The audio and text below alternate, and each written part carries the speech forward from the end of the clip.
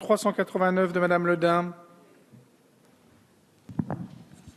Monsieur le Président, Madame la Ministre, oui, c'est un amendement qui vise à envoyer un message fort en direction des victimes des accidents de la route dus à l'emprise de conducteurs sous l'emprise de l'alcool ou de drogue. Aujourd'hui, dans la législation, ces personnes dépendent évidemment de l'homicide involontaire, mais elles sont inscrites en termes peuvent avoir des peines importantes, effectivement, mais grosso modo, à peu près comme les propriétaires de chiens. Et il me semblait qu'il était important, dans un monde qui change et qui évolue, en matière d'accidents de la route, en 2013, 3268 morts sur la route, en 2012, 3653. C'est une baisse importante en 2 ans, 385 vies épargnées, et c'était la plus forte baisse depuis 2006. Et puis, depuis le début de l'année 2014, de nouveau une hausse. Donc on voit que ce combat est infini, même si depuis 1982, à l'époque, nous avions 18 000 morts sur les routes. Donc un effort considérable a été fait et réussi. Mais l'alcool au volant est responsable de 31% des cas de mort au volant, des morts soit conducteurs, soit accidentés, soit des personnes qui n'y étaient pour rien. Le cannabis est le responsable de 14,5% des décès. Et quand le cannabis seul, on augmente par 2 le risque de tuer quelqu'un au volant. Et quand on a le cannabis plus l'alcool, le risque est multiplié par 14.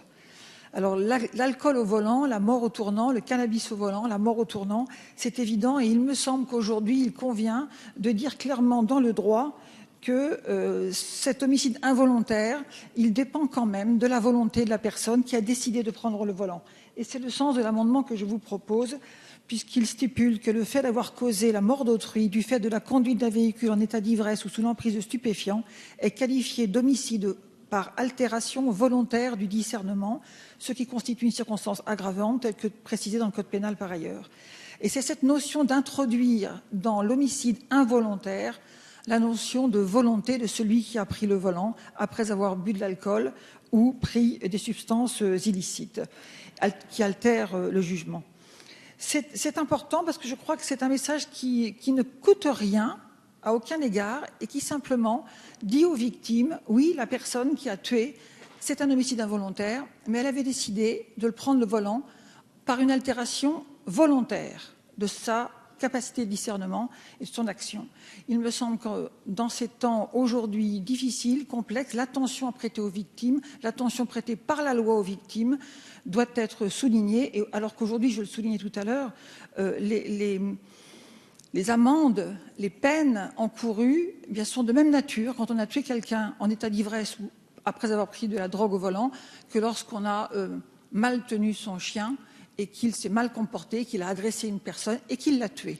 Et je crois que symboliquement, la différence est conséquente et importante.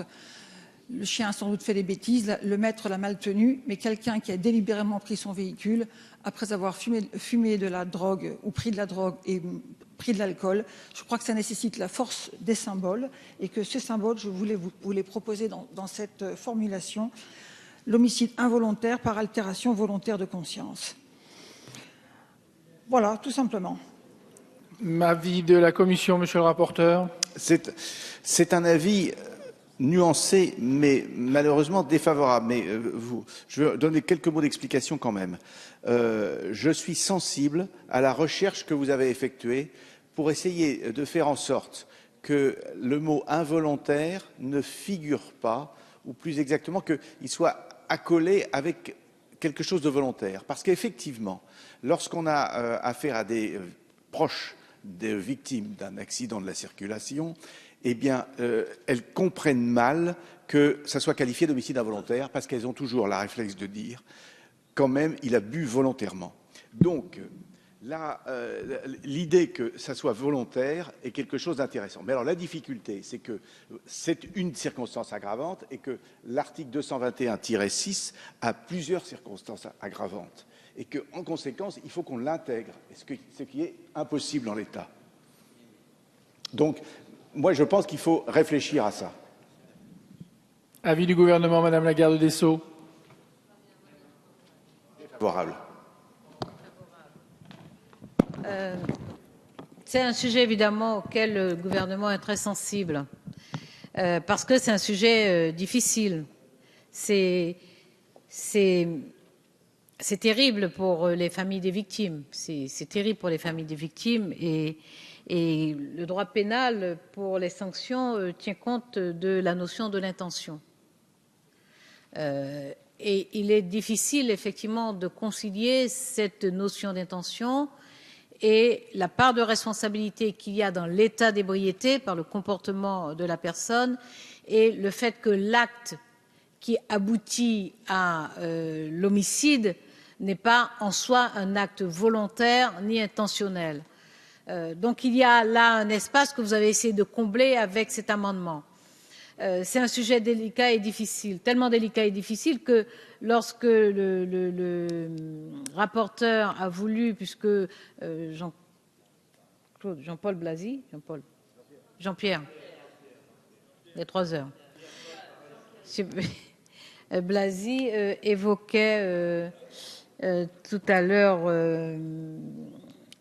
sur la nécessité de déjudiciariser certains contentieux, de contreventionnaliser, d'innover. Et nous avons tous ce souci. Pour que ce soit sensible au niveau des juridictions, de leur fonctionnement, et je suis peut-être encore plus sensible que chacun ici sur la nécessité, et moi je n'aime pas déjudiciariser, je dis très clairement, parce qu'il ne s'agit jamais, lorsque nous y pensons, il ne s'agit jamais de sortir ni d'un cadre juridique ni du cadre judiciaire. Il s'agit de travailler sur les procédures pour les alléger, les assouplir, de façon à éviter des encombrements inutiles, non justifiés des juridictions.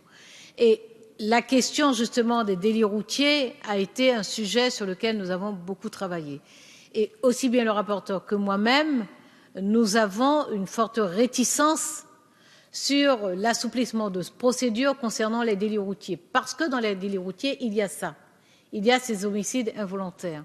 Donc, comme le rapporteur, je vois votre volonté, votre souci, votre intention, je dirais, que je partage.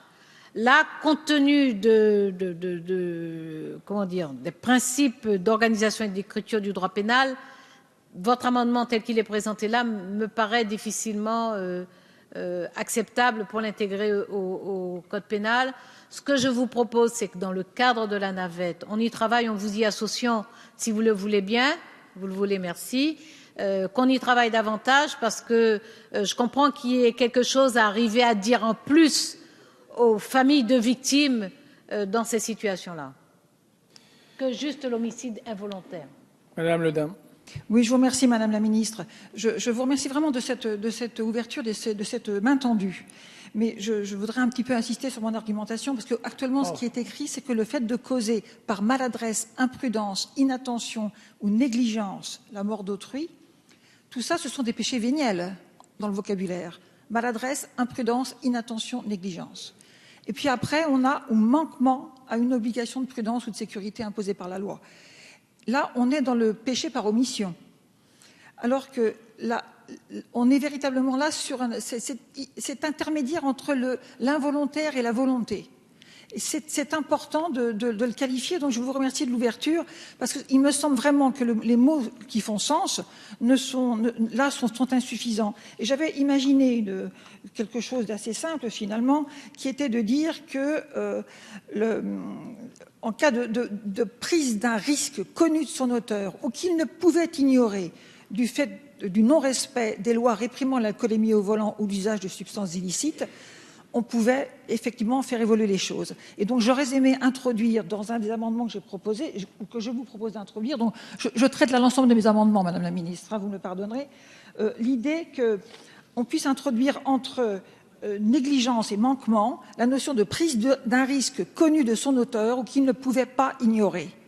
Ça, c'est un petit ajout de vocabulaire qui est assez simple, qui ne touche pas trop, qui ne réintroduit pas cette notion de volonté que je souhaite introduire, sur laquelle vous m'avez demandé de travailler, mais effectivement de travailler à cette notion de prise de risque connue de son auteur ou qu'il ne pouvait pas ignorer, à introduire entre négligence, imprudence, inattention et maladresse, avant d'aller à manquement à une obligation. Merci. L'amendement est retiré, Madame Le Dain. À mon grand regret, ils sont tous retirés, mais j'ai bien entendu la main tendue de Madame la Ministre pour arriver à travailler dans la navette pour trouver une solution et accentuer un peu la force des mots et des symboles, parce que comme vous le savez, sans doute, il n'est d'éthique que de bien dire. L'amendement 389 est donc retiré. Je mets aux voix l'article 19.